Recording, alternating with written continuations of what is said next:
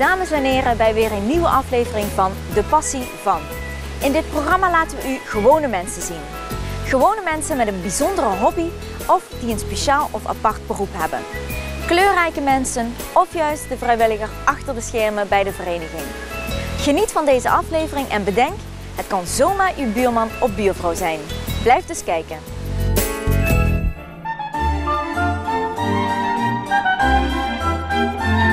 Mijn passie is het verzamelen van timmergereedschappen in de ruimste zin van het woord. En dat betekent van duimstok tot schaaf.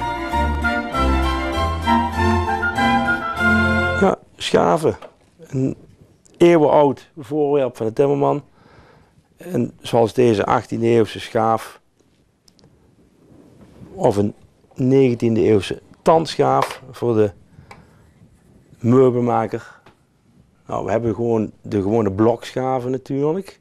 We hebben de rijschaven, waar vaak mee begonnen wordt. Die heb ik hier niet voorhanden. Maar ook de profielschaven, diverse profielen. Sponningschaven, om sponning in een raam of in een kozijn te maken. Dit is een fragment van een deur, weliswaar nagemaakt.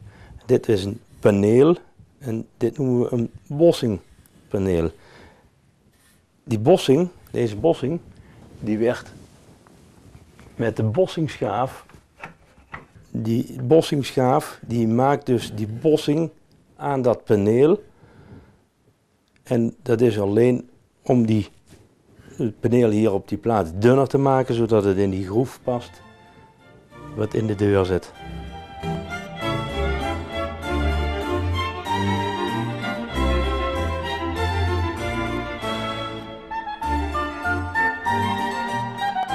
Het is begonnen met een 18e eeuwse schaaf. Toen wist ik dat uiteraard nog niet, want ik was nog maar 17 jaar. Maar die 18e eeuwse schaaf, dat bleek later het merkje Arie den Hengst, Rotterdamse schavenmaker. En die heeft gewerkt van ongeveer 1731 tot 1762. Dus deze is het midden van de 18e eeuw te dateren. En dan hebben we nog wel wat meer oud spul, een Lodewijk van Bergen, ook een midden 18e eeuwse schaaf. En deze is heel speciaal dat hij een haakbeitel heeft, om met een hamer die beitel terug te slaan. Hoef je niet tegen de achterkant van de blok te slaan.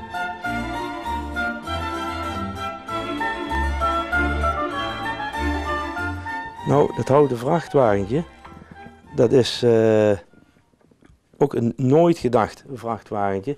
Nooit gedacht was een fabrikant in Eilst, Friesland.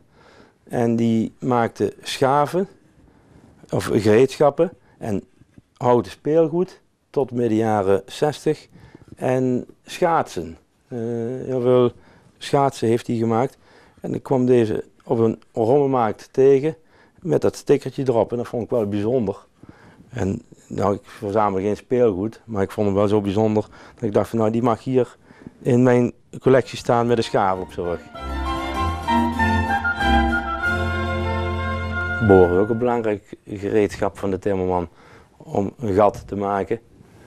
En er zijn veel verschillende boren, hè? Die spiraalboren, de voorloper van de speedboor en de verzinkboren. Om een schroefkop te verzinken. Soevereinboor, zo noemen ze ze ook wel, dat komt uit het Frans. En die pasten dus allemaal in de booromslag die we hier weer boven ons hebben hangen. Het zijn allemaal verschillende booromslagen. Het hangt hier van oud naar steeds nieuwer tot de jaren 70, 80 van de vorige eeuw. Daar heb ik ook een met palissander, knop en handgreep. Een vrij exclusieve, een gentleman's brace, zo noemen de Engelsen hem dan. En ik heb er met een verdekte ratel, daar zie je het ratelmechanisme niet zitten, een Stanley. En dan kon de Franse tegenhanger van Stanley, De Peugeot die kon niet achterblijven, dus Peugeot maakte ook een verborgen ratelaar in zijn booromslag. Die Stanley met verborgen ratelaar, die is al gepatenteerd de 14e oktober 1902. Daar zie je het ratelmechanisme niet zitten. En je kunt het wel links en rechtsom gebruiken met ratelaar.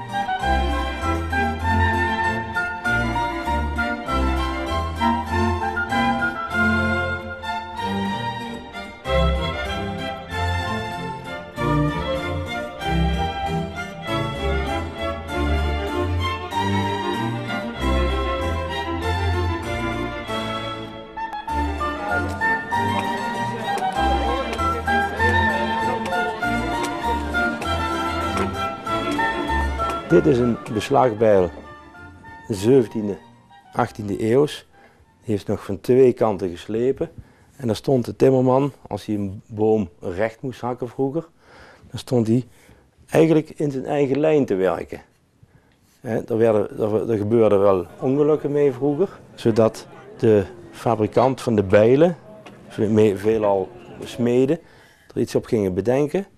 En die gingen de bijl eenzijdig slijpen en het huis van de bijl gingen ze een beetje torderen, scheef aanzetten. En dan kon de timmerman langs zich heen werken. Deze bijl, het wordt een bijl genoemd, maar min of meer een beitel. Want in het Duitsers zeggen een stiegakst, een steekbijl, die wordt gebruikt om verbindingen, gaten bijvoorbeeld, in een houten spand op te steken, zodat er een rechthoekige pen doorheen kan. Schroevendraaiers hierboven enkele, maar hier beneden hebben we beitels in gutsen, diverse vormen en afmetingen. Een beitel, in dit geval een steekbeitel, is vlak van vorm en een guts heeft een holle vorm. Die speciale beitels, dat zijn fitsenbeitels, oftewel scharnierbeitels. Die zijn om de scharnieren, oude scharnieren, en dan moest je dezelfde dikte beitel en dezelfde dikte scharnier hebben.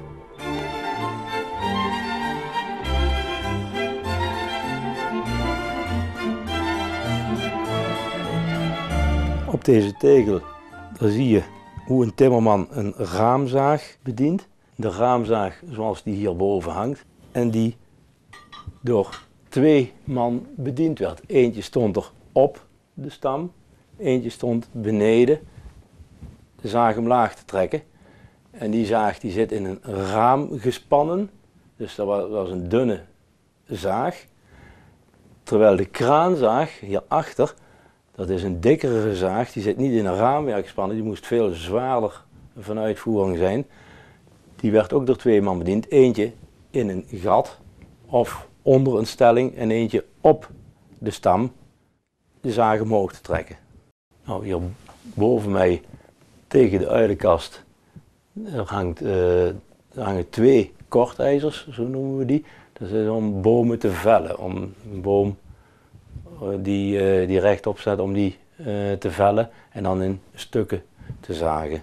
En die kerkuilenkast, dat is dan meteen mijn tweede hobby, mijn tweede passie. Die heb ik er neergehangen, omdat de kerkuil bijna nergens meer in oude gebouwen, kerken, schuren en dergelijke kan wonen. En heeft een hulp van de mensen nodig om ergens te kunnen wonen.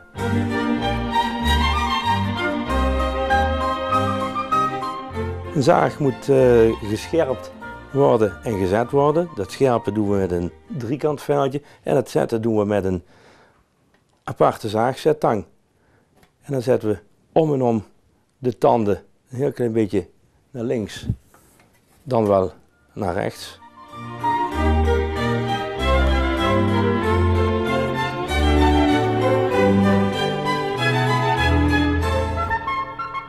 Voor de timmerman was een waterpas of nog weer eerder een schietlood heel erg belangrijk om de kozijnen recht en te lood te stellen.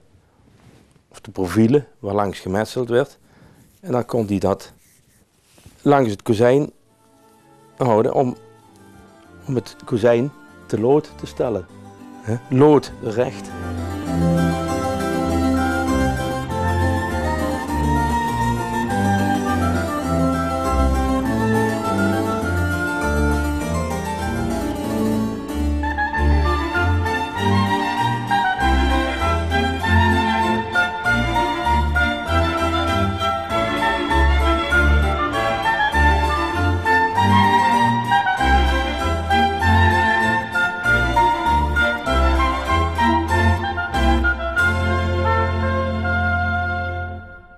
Bedankt voor het kijken naar deze aflevering van De Passie Van.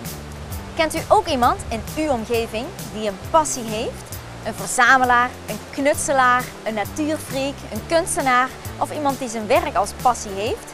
Geef deze persoon dan op aan de redactie van Pil en Maas TV of Weekblad Pil en Maas. Tot de volgende laatste donderdag van de maand. Tot de volgende Passie Van.